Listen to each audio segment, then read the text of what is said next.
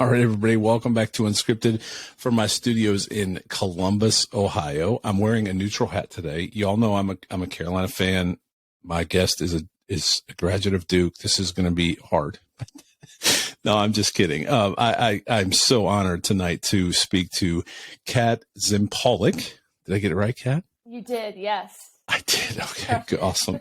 Kat Zempolich. She is the co-founder, treasurer, director of podcasting, and the co-host of the Mental Matchup. But most importantly, all of those things are with Morgan's Message. And tonight we're really going to kind of get into the weeds a little bit and talk about Morgan's Message and really a bigger conversation about suicide prevention and suicide and mental health and all those things. So I'm just so honored tonight that you would join us. And all kidding aside, UNC Duke, all that's out the window because tonight's a much bigger topic. So welcome. Why don't you introduce yourself? Tell us a little bit about you. Yeah, well, first, thanks for having me and for, having the space to facilitate the conversation. I'm Kat.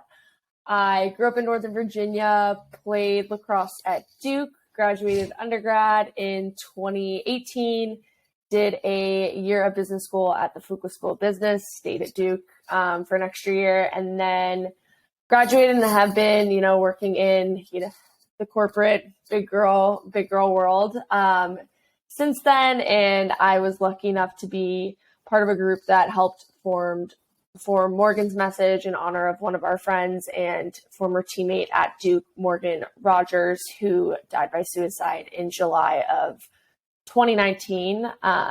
And yeah, it's a little elevator pitch on who I am and kind of what I've done and what I do.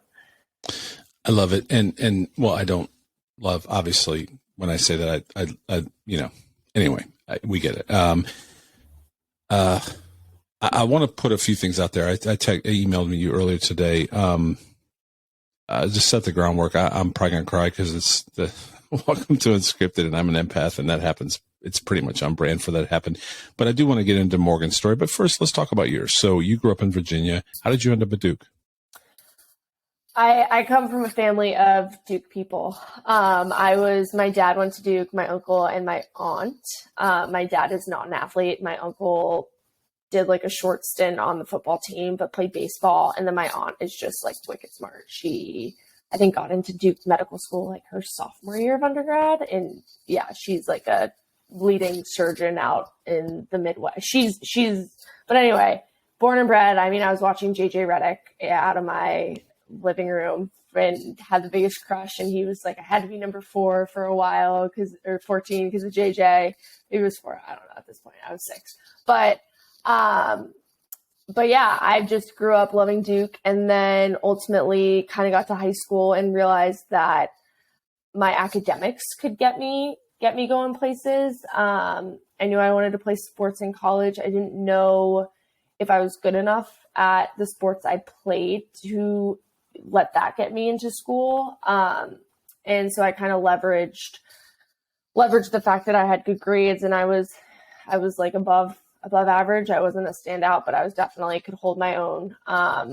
And the opportunity to be a recruited walk-on came across my plate at Duke. All I had to do was get into the school and got in and kind of never looked back. I kind of always knew it was going to be Duke. If it wasn't Duke, my top choice was UVA, which I don't think I would have fit into UVA. It was a lot of like in-state kids, and I really was craving a new environment where I went to school and didn't really know anyone because I had grown up in somewhat of, I would say, like a sheltered environment where everyone was from, upper middle class, like white. It was very much so the status quo. And so I wanted to discover other things outside of that and, start experiencing different like cultures. And yeah.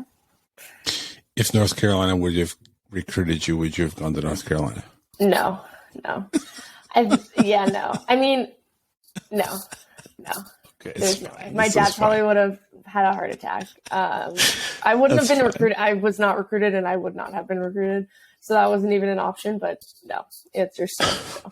That's fine. Thank you for your honesty. I have one daughter that received mail from University of North Carolina, and her grades would have gotten her in there, but she chose another path, and that's fine. Not Duke, because she went to somewhere in Indiana. So anyway, all right.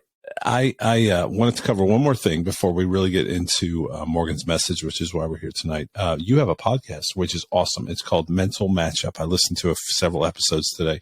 Can you talk a little bit about the Mental Matchup podcast? Yeah. Funny enough, the Mental Matchup, the concept of it was the original Morgan's message concept. So initially, we had kind of set out on a path to destigmatize mental health and get people talking about these stories, and thought the easiest way to do that would be to hear from people who have been through similar things to what other people are going through. And that's where the concept of this podcast came about. And it was a little harder to get up off the ground, figuring out how do you run a podcast? How do you get guests on? How do you get word of mouth out?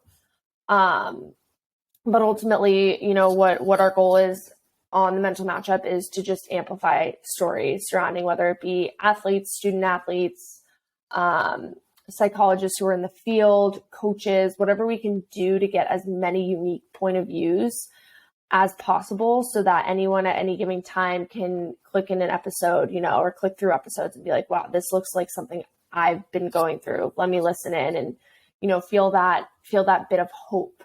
Because I think in my own personal experience and from just listening to other experiences, a lot of times, mental health can be really scary because it feels like you're the only one going through it.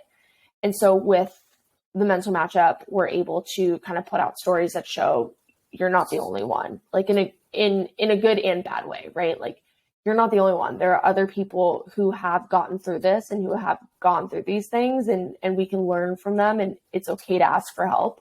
And, I always say, like, the bad thing is, like, I wish people weren't going through this, but ultimately, we're working towards changing that, but that's just a sad reality at this moment. Yeah. But I am thankful that we're in a time and an age where Morgan's message and many others are shining a light on this. This is no longer something you're dealing with alone. There are opportunities out there. Kevin Love, I live in Ohio. I'm from Cleveland originally. Kevin Love was one of the first NBA players to come out and say, and shine a light on his mental illness, the struggles that he's had. I love that people that are in the spotlight are now saying, I'm not okay, and that's okay. I think they're giving a path for others. And so I appreciate that. And I appreciate that about your podcast. So where can they find the podcast? You can find us on Spotify and Apple Podcasts. And then you can head to thementalmatchup.com if you want to submit a story or come on the podcast, or learn a little bit more about what we're doing over there. Love it. And that's not why we got on tonight. So I appreciate you walking through that, but it is important because these things all tie together. So I think the best way, unless you think otherwise, let's start at the beginning. When did you meet Morgan? Let's just start at the beginning. How did you meet her? When did you meet her? And let's just kind of go from there. Yeah. So I grew up in Northern Virginia, and Morgan grew up not quite in Northern Virginia. We're kind of snobby about the lines in Virginia. There's Northern Virginia, and then there's everything else. And she grew up about 25 minutes down the road from me. And I had always heard about her. She played for a club that was near me. I had a ton of friends who played for that club lacrosse, kind of like travel lacrosse. And I'd always heard about her. She was just this like freak athlete. That's all I would hear. It was like, oh, this freak athlete. She's so fast. She's so good. She's looking at a ton of these schools. Like she might be going to Duke. Blah, blah, blah, kind of hearing whispers and rumors. And I am the year above her. So I had my freshman year under my belt. And then the next year, Morgan came in as a freshman. So I had heard a lot of hype around her. And boy, did she live up to the freak athlete hype. I mean, this girl was the most competitive, wouldn't take a play off. She was so fast. She was just ready to get after it. She was so energetic, kind of just like this bright, bubbly ray of sunshine, almost to a certain extent where like my sophomore year, I was like, is this girl serious? Like, how is she always like happy and hyper all the time? I'm like, it's 7:30 a.m. on a Tuesday. Like, I want to be in my bed right now. Why is she like, that kind of personality that you almost, it was like electric, like you would kind of feed into it. Right. Yeah. And that was kind of how we met, was just, you know, at practice at Duke, and formed a great friendship. She was awesome. And so just for anybody that's not familiar with her story, she suffered an injury. When did the injury happen? The injury happened my junior year, her sophomore year. And to give you background, her freshman year, she didn't play much. I was a sophomore. I ended up getting injured and had a hip surgery. So I was kind of in and out of practices, like showing up and supporting, but, you know, also doing rehab and not being able to be out there and play. She was kind of going through the freshman transition where some people come in and they can hit the field. They're like, you know, just built different. Like, it's normally 1 or 2 freshmen a year because college lacrosse is so different than high school lacrosse. And then usually sophomore years where that split becomes apparent, where, you know, like those girls that are ready to step up can step up into those roles. And I came in my junior year, Morgan was a sophomore, and she was one of those just like studs. She had worked really hard all summer. She knew what it was going to take to get on the field after having that year under her belt, and she wasn't going to accept anything less than getting as much playing time as possible. Like, I would say she's probably someone who, she was literally like, the coaches would, I'm assuming her mindset was, the coaches are going to look like fools if I'm not on the field. Like, that's how hard she was going to work, and that's what she was going to do to get there. She came in and she just absolutely ripped people to shreds. I mean, I remember this one fall ball game, we were playing Florida. She was just a maniac. She was everywhere, all over the field. She scored probably like 7 goals, playing midfield, like just insane. And so she came back after fall break for preseason, and same tenacity, like getting after it. You knew she was going to be on the starting line. It was just like, there's no question about it. And January, we were on like our practice field, and I was in and out. My hip was still hurting me, so was kind of like watching practices at this point. And I was on the opposite side of the field. I saw her go down, and it was like the most, like, the scream that came out of her mouth. She tried to it was terrifying. And we kind of knew that she probably had a really long road ahead of her. She tore everything off her bone, like so ACL and everything. Her knee had to be completely reconstructed. So you take this kid who, even when she's not playing, she's the best athlete on the field, right? She can pick up a ball. She can be good at anything. That's kind of always been her identity. And then she gets a knee surgery, and she's on a scooter for 8 weeks, non-weight bearing. Like, everything that she knew to be true about her was just kind of taken away. And I think that resonates for me when I was injured. And I think that resonates for a lot of athletes who get injured. It's like, what am I without the sport? Right. Because for so long growing up, you're praised for being either the best kid on the field or in the classroom, but for student athletes, a lot of the time it's on the field, right? Like, you're always the best. You don't really have adversity when it comes to like being injured. Maybe you have an off game, but like, you can always get better the next day, come back, show up different. Like, that was completely taken away from her. And I think that, you know, that part of being injured, that was like the first kind of start of the journey to like healing and ultimately like her mental health journey. Did you ever sense, so we've established a few things, and this is why I want to kind of take this in segments and little almost bite-sized pieces, because you mentioned she was full of joy, and that you've never been around someone with so much energy. So that was her freshman year. Sophomore year. So again, you've said it so eloquently, because I think many people listening, I have 3 athletes in my home. You know, we identify, I don't think parents do that intentionally. It's just what our kids pour into, we're excited about. And so we praise those things. And I think they probably identify with them because we praise that which they do, if that makes sense. And every weekend and every night and all those different things, it's always practice or weekends or tournaments or whatever. But it's very interesting that you mentioned, so all of a sudden that's gone. And so let's go into the next segment, because it sounds like that was, you said it a minute ago, that was kind of the start of her journey. You know, maybe we'll never know, but, that led her to, you know, obviously a struggle. It was taken away from her. So where did she go from there? Like, what was next?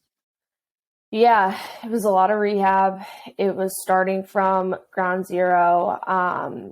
She tried to put on a brave face. The first few weeks on the scooter were rough. They were really rough. And she was in a lot of pain, like constantly in pain, had a ton of trouble sleeping, like couldn't make it to class, was so low energy. And ultimately, you know, that spring was really hard for her. And she took summer classes at Duke to try to catch up, because there were some classes she couldn't finish in the spring because of like the injury and the medication and it almost was like this downward spiral of just like everything was it wasn't aligned. It was just, everything was almost like falling through the floor. She took summer classes. She came back in the fall, and she was better, but she wasn't quite right, if that makes sense. Like, sure. You kind of still tell she was in a little bit of like pain. Her knee was uncomfortable. She didn't quite know what it was. She wasn't like Morgan. She wasn't like her freshman year self or her like sophomore fall self or pre-injury. There was still a little bit like of sadness. You couldn't really like pin it down. I, at the same time, was going through my own mental health struggles. And so I kind of was, you know, watching from afar while I was trying to get help. But it was like those like 9 months. I mean, that probably like year and a half from that injury was really, really hard for her. Can we put a pin in that conversation? You talked about your own, so let's talk about yours. What did you find in your journey, if you don't mind sharing? What did you find in your journey? Because, you know, I think this is important for not just Division I athletes, any athlete, anyone listening to this, whether it's a corporate CEO or Division I athlete. What did you find as you were in the struggle? Yeah, I would say mine kind of relates to my injury too. I redshirted, got a surgery, thought I was healing, thought I was going to come back better than ever. And ultimately my same hip that I had gotten done cartilage was deteriorating, had to get a second surgery. I was in pain all the time. My hip would just give out. And I decided to finish out my junior year season kind of in and out on the field. I had to switch positions because I couldn't stay in a defensive position for longer than 30 minutes in a practice. I couldn't make it through practice. I got the second surgery, and I was not in a good place. I automatically, you know, it would either be I'd be rehabbing or I'd be on my couch watching TV or sleeping. I probably slept like 70% of the days. I wasn't really going to see my friends, but I didn't quite know what it was. Like, what I had chalked it up to at the time was like, well, I'm sad because I had to be on crutches for 2 months. You know, I can't really move. I have the second surgery, you know, I'm down in Duke, and everyone can like go have fun and sit at the pool, and it's a struggle for me to get down the stairs. And I was like, and that makes sense.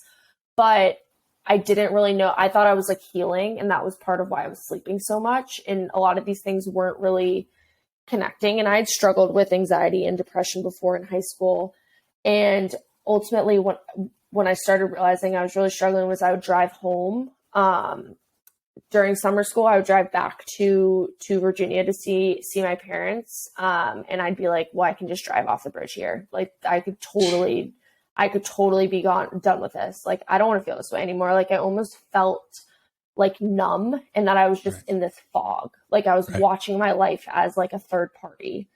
And fast forward, I was feeling that for probably like 3 months, didn't action on it, had come back to school. One of my best friends who had graduated the previous year was visiting, and it was like a big drinking weekend. And I had been like kind of binge drinking, not kind of, but like that was how I was kind of coping with some of the pain. And she had gone home. I had gone to bed that Sunday night. That Monday, I had a breakdown at our law school cafeteria. And I was sitting with I live with her now, but one of my best friends on the team. And I kind of looked at her and I was like, I need you to drive me to the airport. And she was like, what? And I was like, I need to go home or I don't think I'm going to wake up tomorrow. And she was like, oh my God, what? And I was like, Maddie, I just have a really bad feeling. I think I need to get help. I don't know what that looks like, but like, I'm going to call my mom. I'm going to get on a plane. I'm going to figure it out up in Virginia. I can't figure it out down here. Right. And she was like, okay, we need to go like tell our coaches that I'm driving you. Like, we'll get you there, yada, yada, but you have to tell them that you're leaving. And I was like, okay. So I went, got on a plane. My mom's like a PA. So she's very involved in the medical world in Northern Virginia. She called, I think, everyone she could to see like who was the best psychiatrist to get me into and when their first appointment was, and pulled a lot of strings and had a lot of favors called in for me to see this psychiatrist, Colleen Blanchfield, I think her name is. And she like saved my life. I mean, she sat me down, she pulled out this iPad and she drew a ton of squigglies and like drew out the serotonin. And she was like, this is what's happening in your brain right now. You've had 2 surgeries where they've completely shut your brain down for 3 hours. You have to restart your brain again. All your chemicals are imbalanced. Like, this is why you're feeling this way. And here's what we're going to do to fix it. Right. And I remember being like, oh my God, it's fixable. Like, oh my God, I'm not insane. Like, that was like, I was sitting there with my mom and I was like, holy shit, I'm not a crazy person. Like there's a chemical imbalance in my brain and this is why I'm feeling this way. And this is what we're going to do to get me better. And that was like, when I was like, okay, I have like hope. Like, I know that I'm going to get on a plane tonight. I'm going to get picked up at the airport and like things are going to change. Like, and that was it still wasn't easy that fall. Like my medication, I had to switch to another one because it didn't mesh well. I was sleeping through things, but ultimately I felt 10 times better and I felt heard and I felt seen and I felt like there was a path forward for me. Thank you. Because, we have the benefit of hearing your voice and seeing you. I'm looking at you right now. People are hearing your voice on audio. We have that benefit because you're still here. You know what I mean? Like you were able to find the help that you needed. And I think that's important for us to mention right now is if you're listening to this or know someone, see signs in someone, there is help available and it's okay. It's okay.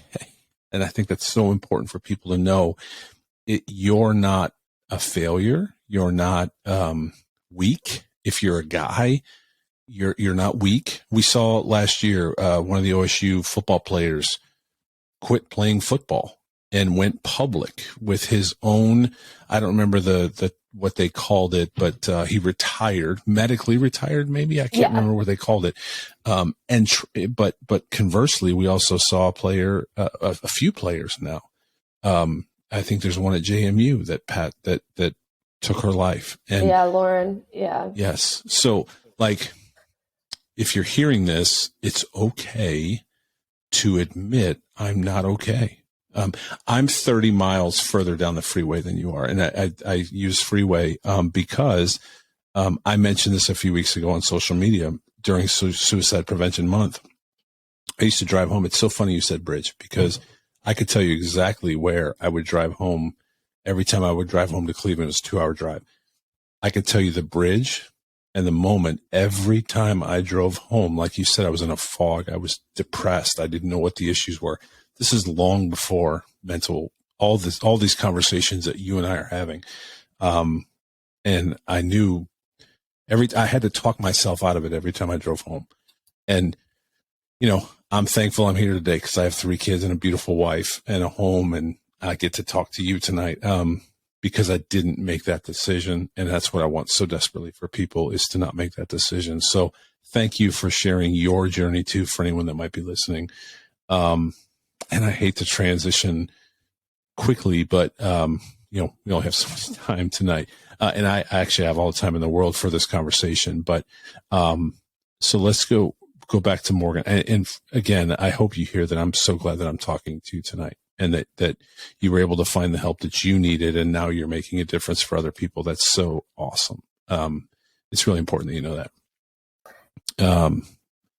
So let's go back to Morgan's story. So she's struggling. You're seeing it. Like, are you identifying that I think you said it, something's not right. She's not the same. Was that just physically, or the other attributes as well? It was both, and that fall was tough. She kind of retreated from her friends. Like, she wasn't as social as she had been. School was tough. Lacrosse, she wasn't necessarily cleared to play. So it still was like, she still wasn't 100% in there. And to even like fast forward to January after winter break, it got even worse. And it came to a point where school wasn't going great, and lacrosse wasn't an option to play, because I might be misspeaking, but it was like in part because of her injury. She still wasn't cleared to like do contact, and bottom line though, she made the decision to ultimately take the semester off and go home and figure out, how to heal, how to get better, kind of take her out of the Duke environment and put her into being at home, focusing on her health and focusing on like not doing school, just sticking to like, easier digestible things. And so she spent the spring coaching and healing, rehabbing with her doctors at home, seeing her therapist, and I ended up graduating, because I was a senior that year, and Duke has, and I hope they've changed it, but they have this, like, I don't care, dumbass policy where if you're on leave of absence, you can't come on campus. And if you come on campus, you won't be invited back. Like, there's some crazy rule. And I'm like, people, most of the time when they're taking time off, it's because something bigger is going on. Right. And the most important thing you can do is be surrounded by people who love you. And if that means they need to make a trip to Duke for the weekend, they shouldn't be barred, or like that's my personal opinion. Absolutely. And so she wasn't allowed to come to campus. But I ended up coaching with her that summer when I was at home. And when I tell you, she was back. Like, she looked good. She looked healthy. She kind of lost some weight over the course of her injury because she wasn't able to lift. And Morgan's like all muscle or skin and bones. And so she had lost that muscle. She gained it back over that summer. She was happy. She was bubbly. She was bouncing around. She was excited about the future and about going back to school. And I was like, holy shit, Morgan is back. Like, I'm pumped for her. This is awesome. Like, she's ready to just like do it up this last season that she has, and like, graduate and move on to bigger and better things. And I remember even telling my coach that, like, I was like, yeah, I saw Morgan this summer. She looks great. Like, she's healed up. She reminds me of freshman year Morgan. Like, she's back. She gets back to school. And to put it gently, like, and I was there for Fuqua, I don't think the environment was serving her properly. I think that, mental health is hard, and there were some people she had pushed away, and there was some friction in terms of gelling on the team with girls in her grade, and things were just tough. And she kind of reverted back to previous Morgan, who, kind of withdrew, wasn't herself, was in and out of lacrosse. Like, there were some things happening with her knee again. And ultimately, that fall was really hard for her. And she decided that December that she wasn't going to come back to the team, and that she was walking away, head held high. She was going to focus on being a student and then playing, club lacrosse and just having fun with the sport again and not putting all this pressure on herself. And when I tell you too, that spring, it was like, she was back. Like I would have, biweekly, weekly dinners with her. She would make food. We would hang out. It was like less stress. She was so happy to be a student. There was light in her eyes again. And I was really happy for her and what she was doing. She did have to do another semester. So when I graduated Fuqua, she knew, the next year she was going to have to do a fall semester and then she'd be done with undergrad. And I just remember thinking back to that period of time as being like, wow, Morgan seems really happy. Like she seems like she's finally in a good place. Like sometimes sports aren't for everyone. Sometimes you have to walk away in order to really enjoy life to the fullest. And it was July of that year, like July of 2019. I was driving and I got a text from my coach and it was like this group chat message that like Morgan had passed. And I remember pulling the car over and being like, this isn't a funny joke. Right. Like, what the hell? Like, this isn't funny. And like, that was my automatic, like, this is not cool. And I called my friend, like my teammate in my grade. And I was like, hey, like, that's what's going on. Like, have you heard anything? Like, this is like, not like, I don't understand if someone told her something, like the wrong information. And my friend was like, Kat, like, it's like, actually it happened. And I was like, what? And just kind of like went into shock and went numb, like turned my phone off, drove the car home, kind of sat in my driveway, and then was like, this can't be real though. Like Morgan's going to call, Morgan's going to text. It's all a misunderstanding. Yeah. Maybe she just like, what, like, I just remember thinking like anything else. Right. And that I think is like one of the bigger lessons I've learned is that like someone can appear to be so happy and someone can appear to be like right back on track and it can all be a facade. And Morgan really, really did a good job of hiding all the pain she was in because she must have been in so much pain. Right. And I watched it for a while and then, that spring, like it didn't see it surface level. Right. And I even would ask her like, how are you actually doing? And, she'd be like, yeah, some things are harder than others. But she wasn't that forthcoming with information. She tried to put on that happy face all the time. And yeah, it was really, really tough. I mean, I know like, her parents and her brother and her twin sister, like, I can't imagine what it was like for them. Just like amplifying, what I was personally feeling. It's just, yeah, it was really, really hard. Kat, I have to tell you, like, thank you again for your vulnerability to tell us your story, and share Morgan's, because I think it's important that, anyone listening to this, I have a feeling, and we are going to turn a corner because there are great things that are happening, unfortunately, in her passing, but there are amazing things that you all are doing, and I really want to share that. So please, if anyone's listening, stick with us because we are going to turn a corner in a minute. But I think I wanted to go through all that, and thank you for doing that because it's important for us to realize. I've been in counseling at times. I've struggled at times. You've shared, your struggles. Morgan was clearly going through hers. I think you said it a minute ago, like we don't always know the brains and the thoughts and the struggles of other people because we all put on this facade and we never know the struggles. And that's why podcasts like this one and the one that you do and the awareness, it's more than a hashtag. It's giving people the gift of saying it's okay to share with someone, because we're all so trying to live in this Instagram filtered world where our lives are perfect when they're not. And, I was going to ask you, and I think you covered it a little bit.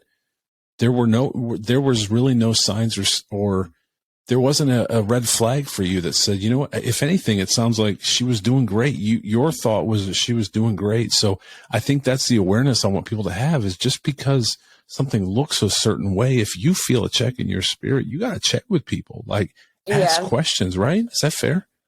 Yeah. And I think for context, the weekend before, she died by suicide, she was on vacation with her family on their annual vacation.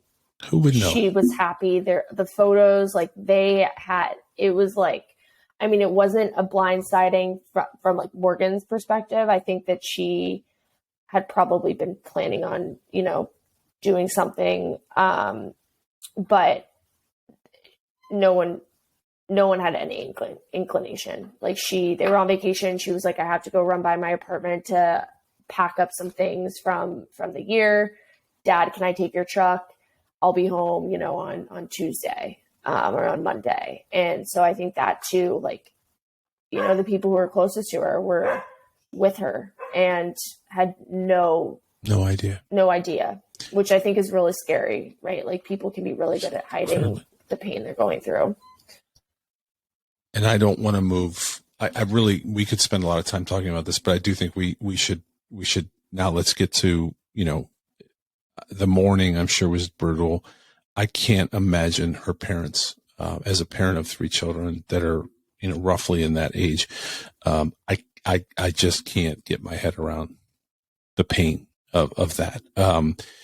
As a teammate, as a friend, I lost 2 of my best friends in college in my senior year in a car accident. And I still to this day, I don't know if I'll ever get over it. They were my teammates, my friends, and I miss them. So I don't want to move on, and I'm sorry we took the time that we did in that, but I think it's so important in this conversation. The context is incredibly important. So, in her passing, you all have set up the foundation, Morgan's Message.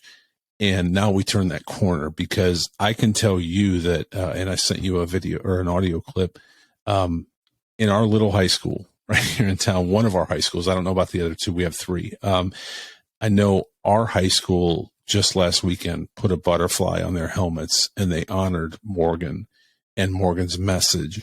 And one of our athletes, a soccer player who unfortunately was injured, came to the football team and shared Morgan's Message with them. And they're all wearing bracelets now.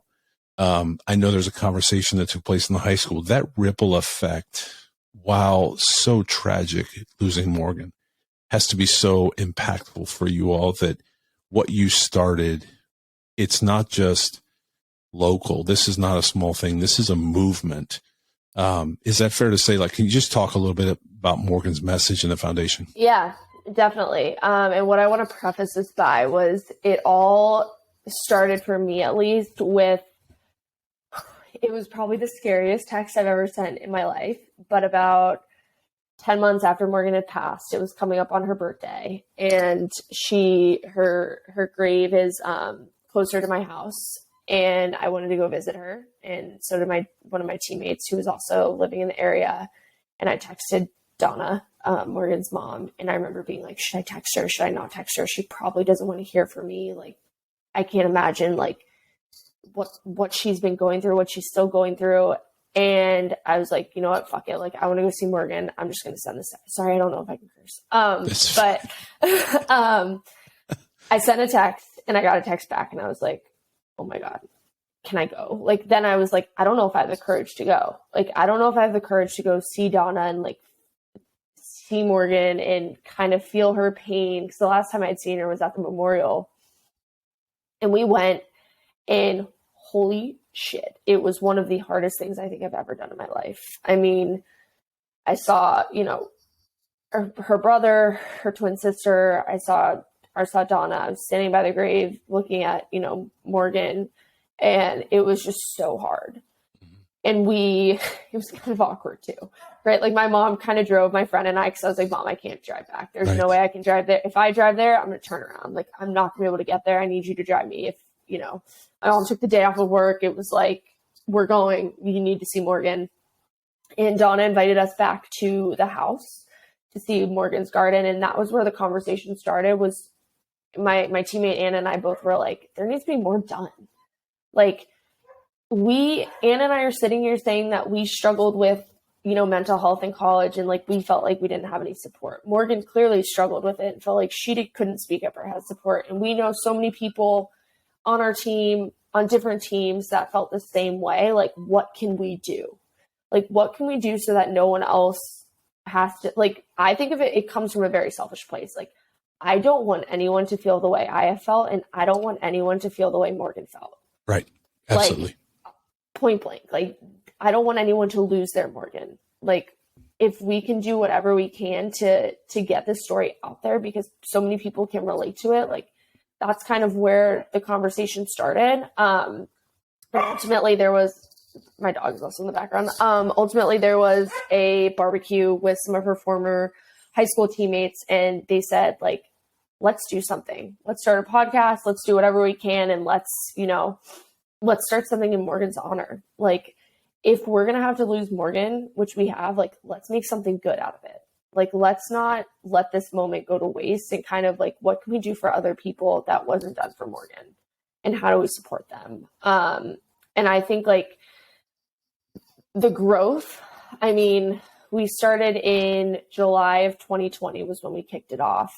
And we're now, a little bit over 2 years in. The growth has been exponential. And, while, like, I think there's two parts to it. It's amazing. It's amazing to see all these young student athletes from, 14 years old to 25 years old, or like athletes without the student now, spreading awareness, talking about what they've gone through and why they're all bought in on Morgan's message and what it means to them. And the other part of it is, the reason it's growing is because there is such a need, and there is a demand for a community of people at your school or, in your friend group to be supportive and to be a listening ear and to kind of learn more and educate themselves about mental health and how to support. And yeah, I think the growth has been tremendous. The impact, I still just get, like, it's unreal to see, like UVA men's lacrosse and Richmond men's lacrosse put stickers on their helmets, or, even like high schoolers who text photos and they're like, my stickers came, and, supporting just something that I am really bought in on, but, it's bigger than one person is really humbling and honoring. Humbling. Yeah. Words are hard. I can't think of a better way to honor your friend. I mean, I can't. And I think the fact that, if you think about the impact over 2 years, someone somewhere, and a lot of times we talk about for the one, I do this podcast for one person. I interview the guests that I do for one person. I share platforms like Morgan's message for, if it's just one person, then it was worth it. It was worth it. It was worth all the time, whatever it might be. And I imagine you all feel that way. And I have to imagine that over the course of 2 years, someone somewhere made a different choice, or got the help that they needed, or told a friend, or reached out to a friend that they knew was struggling. Like, the impact is far beyond the stickers on helmets. And I'm so thankful that, like, our little high school here did that. But it's so much bigger than that. And I have to imagine over the course of 2 years, you all may never know this side of heaven, what impact you've made.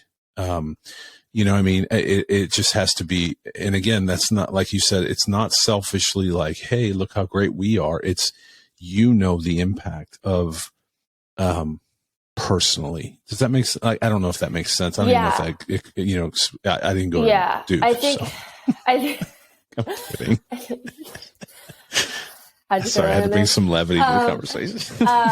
No, and I think this might be a little bit dark, but, like, we get, student athletes who reach out and say, like, I talked to my mom about my mental health and said that I'm struggling today because of, this story or that. And we've had parents even email and say, thank you for what you're doing. 100%. My kid raised their hand and I had no idea what was going on. And I'm so glad that, they felt the courage so that I could help them, because, God forbid they didn't raise their hand, who knows where we'd be. And I think those kind of stories, like, I get really sad. But I also am like, we helped one person, right? Absolutely. Like, we helped someone else's Morgan. And I think that's super powerful. And just hearing, the impact that we've had. And even if we weren't hearing about it, I think that I still like to believe, even when we started, I was like, we're going to help someone.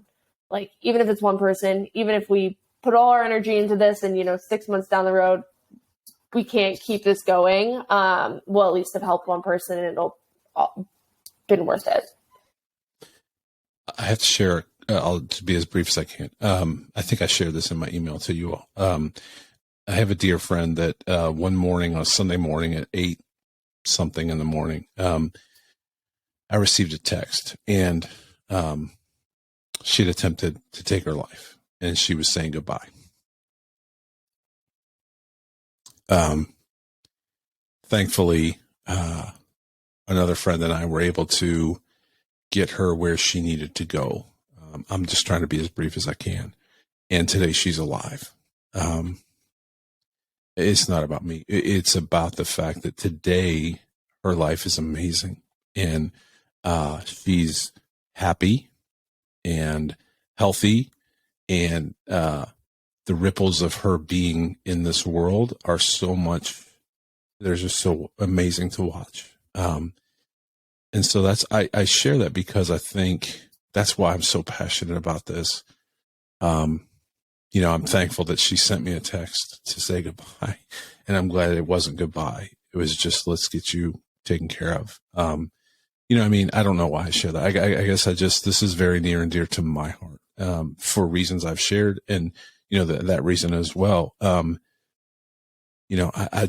guess, so what are the resources? Like, what is Morgan's Message? What are all the ways that you all can help anyone that's listened to this episode tonight? What's the next step? If it's my student, if it's my son, my daughter, my wife, if I'm an athlete and I'm listening to like that, there's so many ways that this can go because everyone's affected by it. So what's next?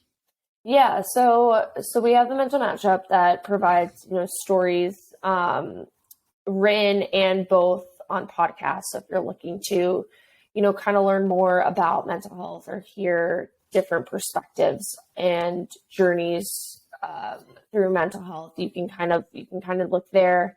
We have an ambassador program for Morgan's Message where you can apply and you can kind of talk and learn about mental health and spread it at your school. We've been partnering with the Kevin Love Fund. I didn't know that.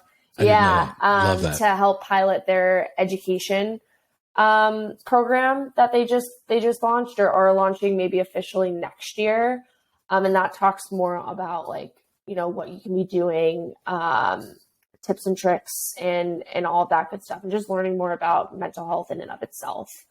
We're not health professionals, so we don't offer any like counseling services, anything like that. But we do have a ton of services that you can go to on our website if you're looking for someone to talk to. But ultimately, we're trying to build a community by and for athletes is kind of our tagline. But ultimately, it's like, how do we support those around us who are struggling and kind of support them enough where they have bravery to raise their hand and ask for help and, get that help. The web address for Morgan's Message is what? www.morgansmessage.org. And you can find us on Instagram at Morgan's Message. And you're on Twitter, and I think you're on Facebook too, right? Yes, and I think LinkedIn. LinkedIn, even better. Okay. So easy to find. Go to Morgan's Message. Are there I assume there's a contact form there or something they can fill out if they've heard this and need to talk to someone. Yeah. If you want to get in touch, just a general inquiry, it's just info at morgansmessage.org. If you want to apply to be an ambassador, click the education tab. There's an intake form. And the info is kind of a catch-all, for lack of a better term. Totally understood. And then the website again for your podcast. thementalmatchup.com. And you can also find us through Morgan's Message site. And there's an intake form there if you want to submit a submission, or you can just email submission@morgansmessage.org. And I haven't talked to Kat about this yet, but if all those seem too intimidating, please reach out to me at Aaron, Aaron, at myunscripted.com. The last thing I always try to share is there is a hotline available, 988 on your phone. like 911, it's just 988. So, anyone that's listened to this, there's resources for you. And I think you said it, you're not counselors, those kind of things, but you will certainly do everything in your power, as will I, to get someone the help that they need. And I think that's the best way we can honor Morgan. I'll never know Morgan this side of heaven. I hope one day I can hug on her neck and tell her I'm honored to meet her. But I think the way we can best honor her is in these things. And I'm so thankful that you all are doing that, and that you followed the prompting to do such a thing and create this incredibly impactful movement that's happening. It's a movement. I know on your website, there's a list of all the universities. There's chapter. Are they called? What are they called? I think they're called chapters. I'm not heavily involved in the education piece, but sure. I think they're chapters. Yeah. Either way, there's connections. Maybe campuses, chapters. I don't know. It's on the website. It's on the website. Welcome to Unscripted. And find out. Yeah. It's fine. It's fine. No, they're on the website. I know I saw them. I know there's one at Ohio State. And so I've asked a good friend of mine that I want to connect with you that we talked about offline, that is at Ohio State. And so I want to make those connections as well.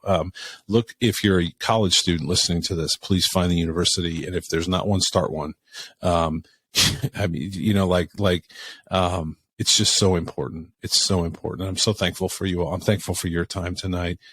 Any last thoughts before we close out?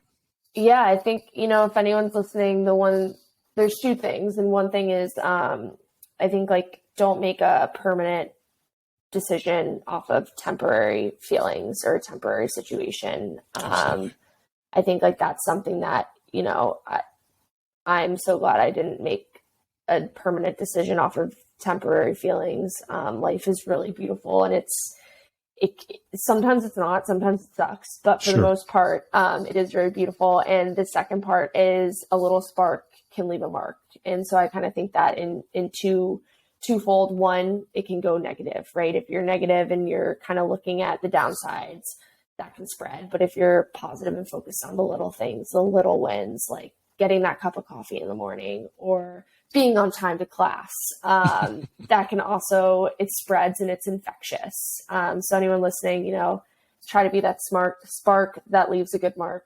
And yeah, the last two pieces. Kat, I want to tell you, I'm so sorry for your loss. I'm sorry for the loss of your friend. But I believe you're honoring her in such a powerful and impactful way. And so I'm thank you for that. Second, I'm glad you didn't make a quick response in a moment. And that you've, battled through yours. Life's what it is. There's probably going to be ups and downs and peaks and valleys, but I'm thankful that I'm having a conversation with you right now, and that you've weathered those storms to be here with me today. That means a lot to me. And thank you. I guess that's the bottom line is thank you for everything. Thanks for being on here. One more time, can we run through the links? Yes. thementalmatchup.com or the mental matchup on Instagram, morgansmessage.org, or Morgan's Message on Instagram.